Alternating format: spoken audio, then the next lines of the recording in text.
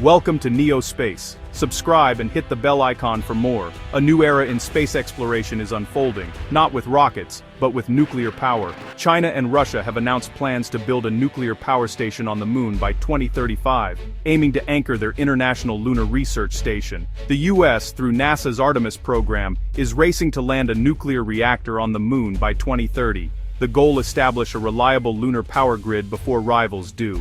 This is more than a contest of national pride. Whoever controls lunar power controls the future of space exploration and settlement. Solar panels powered past missions, but a permanent base needs energy that doesn't vanish for 2 weeks at a time. The new space race is about staying power, building, mining, and thriving on the moon. The moon is now a stepping stone to Mars and beyond, not just a destination. The ability to generate power anywhere, anytime, is the key to humanity's interplanetary future. The race to power the moon is a race to lead humanity into the cosmos. Imagine a night lasting 2 weeks, pitch black, minus 200 degrees C, and utterly unforgiving. The moon's cycle means 14 days of sunlight, then 14 days of darkness. Solar panels become useless for half the month, making batteries the only backup. But storing enough energy for 336 hours of night would require massive heavy batteries, impractical to launch from Earth. The cold saps battery efficiency, demanding even more mass. Solar power works for short missions, but not for a permanent base. The moon's rhythm forces us to seek a power source independent of the sun. That's why the conversation shifts from solar to nuclear, unlocking the atom's power for survival. Nuclear fission is the game changer for lunar survival. A compact reactor provides steady, round-the-clock power, unaffected by lunar night. This reliability is essential for life support, science, and mining operations. Compared to solar plus battery systems, a small fission reactor is lighter and more efficient. Just a few kilograms of uranium can power a base for years. Nuclear energy density far surpasses batteries, making launches more cost-effective. Continuous power enables astronauts to process lunar regolith for oxygen, water, and fuel, key steps towards self-sufficiency. Nuclear power transforms a temporary camp into a true settlement. It's not just about keeping the lights on, it's about unlocking the moon's resources. Solar is a sprinter. Nuclear is a marathon runner. For a permanent lunar outpost, nuclear power isn't optional, it's essential. Forget giant cooling towers. Lunar reactors are built for the vacuum of space. Traditional water-cooled designs won't work. There's no water or atmosphere on the moon. Space agencies are developing compact, lightweight reactors cooled by heat pipes, not water.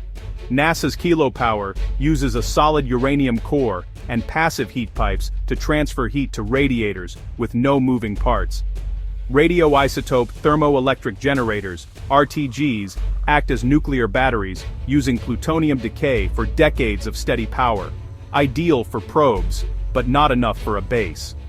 For higher power, engineers are exploring gas-cooled and liquid metal-cooled reactors, like those China and Russia have developed. The goal: safe, efficient reactors that shed heat into space without water. These designs are robust, reliable, and purpose-built for the moon's harsh environment. The future of lunar power is small, smart, and nuclear. America's lunar reactor journey began with decades of research. The Kilopower project proved a small uranium reactor could safely generate electricity using passive heat pipes and a Stirling engine. Building on this, NASA's Fission Surface Power project aims for a 40-kilowatt reactor, enough to power a lunar outpost. In 2022, NASA awarded contracts to Lockheed Martin, Westinghouse, and Nye to design compact, robust systems. The reactor must weigh under 6 tons, fit in a single rocket, and be activated only after landing. Astronauts or robots will deploy and start it from a safe distance. The US aims to be first, setting a precedent for lunar and deep space power. Deploying a working reactor on the moon is a symbol of technological leadership and a foundation for future exploration. Operating a nuclear reactor on the moon brings unique challenges. Heavy radiation shielding isn't practical, so engineers plan to bury reactors under lunar soil for protection. Lunar dust is sharp, abrasive, and clings to everything, threatening to clog and overheat radiators.